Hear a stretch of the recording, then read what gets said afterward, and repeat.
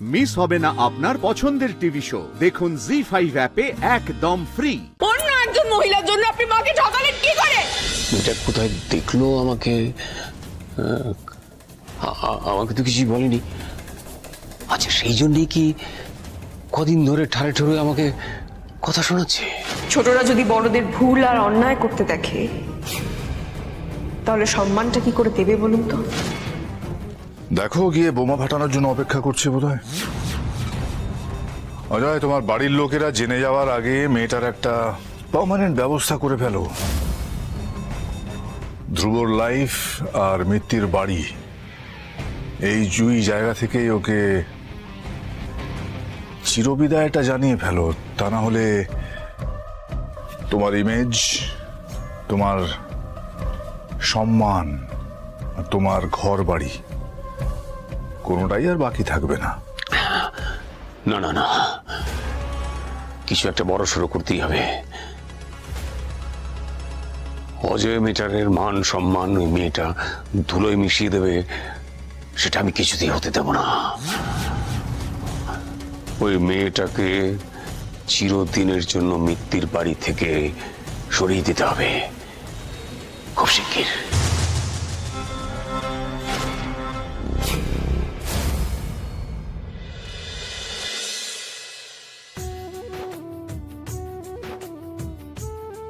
মা মা মা আপনাকে খুব জরুরি কিছু কথা বলার আছে। তুমি কি শান্তিতে আমাকে সন্ধ্যেটুকুও দিতে দেবে না? জোনাকি, কথাটা এতটাই জরুরি যে এক্ষুনি আপনাকে না বললাম অনেকটা দেরি হয়ে যাবে। আমি জানি না এর ফল কি হবে।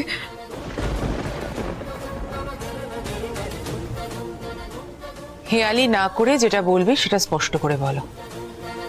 মা, আমি যে কথাটা বলবো সেটা হয়তো আপনি বিশ্বাস নাও করতে পারেন, কিন্তু বিশ্বাস করুন আমি নিজের চোখে দেখেছি যে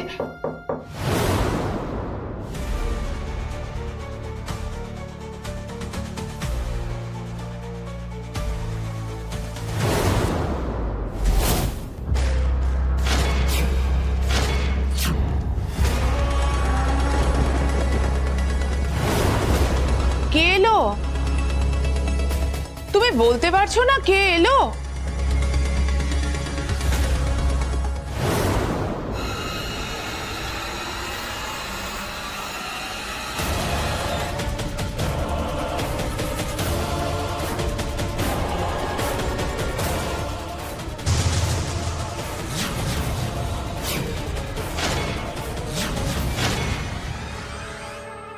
পরিচয় করিয়ে দিই, এ হচ্ছে আমার বান্ধবী।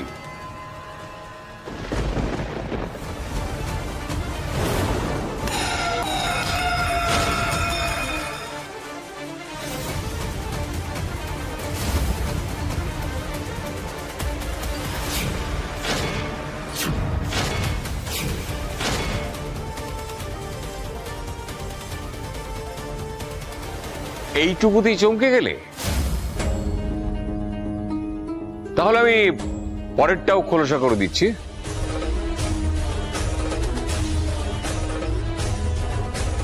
শোনো তপতি, তোমাকে নিয়ে না আমি আর পারছি না।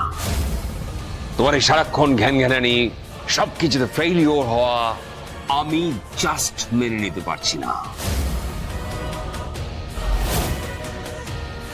তাই আমি ঠিক করেছি, তোমাকে আমি ডিভোর্স দিয়ে দেবো, ডিভোর্স দিয়ে দেবো, ডিভোর্স দিয়ে দেবো।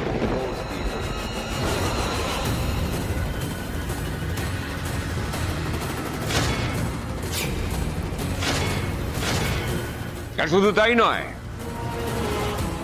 ডিভোর্সের পর আমি ইশিকাকে বিয়ে করব, ইশিকাকে বিয়ে করব, ইশিকাকে বিয়ে করব।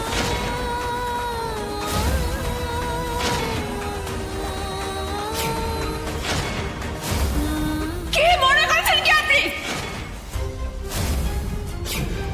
লজ্জা করে না? মিত্তির বাড়ির ছেলে আপনি, সুধাচরণ মিত্তিরের মতো সৎ একজন মানুষের ছেলে হয়ে আপনি তো কি করে করতে পারলেন বলুন? এত বছরের বিয়ে, এত বছরের সম্পর্ককে আপনি অস্বীকার করছেন? মায়ের মতো এত ভালো একজন মানুষকে আপনি ঠকিয়ে আপনি এই সম্পর্কটাকে অস্বীকার করছেন কি করে? অন্য একজন মহিলার জন্য আপনি মাকে ঠকালেন কি করে? আমি আপনাকে কিছুতেই ছেড়ে দেবো না। এই অন্যায় আমি মেনে নেব না, এই অন্যায় আমি কিছুতেই মেনে নেব না। আমি আপনাকে ছাড়বো না, আমি আপনাকে ছাড়বো না, আমি কিছুতেই আপনাকে ছাড়বো না। আমি আপনাকে শেষ করে দেবো। আপনি মাকে ঠকাতে পারেন না, আপনি অন্য মহিলার সাথে থাকতে পারেন না, আপনি মাকে ঠকাতে পারেন না, আপনি অন্য মহিলার সাথে থাকতে পারেন না। মায়ের মতো একজন সৎ মানুষকে উনি ঠকাতে পারেন না। আপনি মিত্তির বাড়ির সম্মানটাকে ধুলে মিশিয়ে দিতে পারেন না। আমি আপনাকে শেষ করে দেবো, আমি শেষ করে দেবো আপনাকে, আমি আপনাকে শেষ করে দেবো। আমি ছাড়বো না আপনাকে, আমি আপনাকে ছাড়বো না, আমি আপনাকে ছাড়বো না জজ সাহেব, আপনি আমাকে ছাড়বো না, আমি আপনাকে ছাড়বো না, শেষ করে দেবো আপনাকে। তুমি সব কি সব বিড়বিড় করে কি সব বলছিলে বলো তো? বাড়ি যদি কেউ শুনতো একদম কেলেঙ্কারি কাণ্ড করতো, তুমি জানো?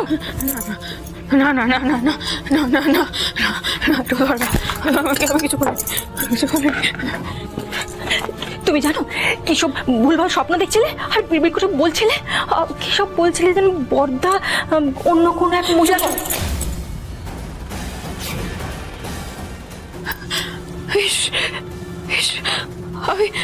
আমি এগুলো বলেছি?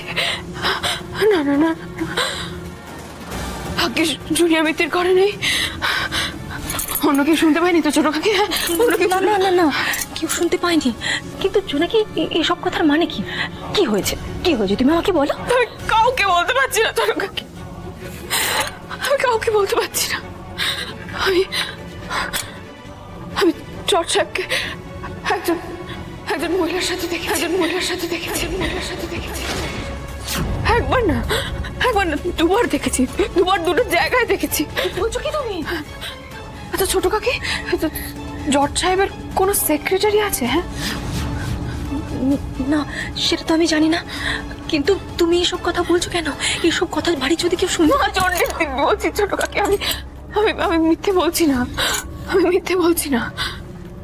প্রথম যখন জজ সাহেবকে দেখেছিলাম তখন আমি কোর্টে যাচ্ছিলাম, কোর্টে যেতে গিয়ে দেখি জজ সাহেব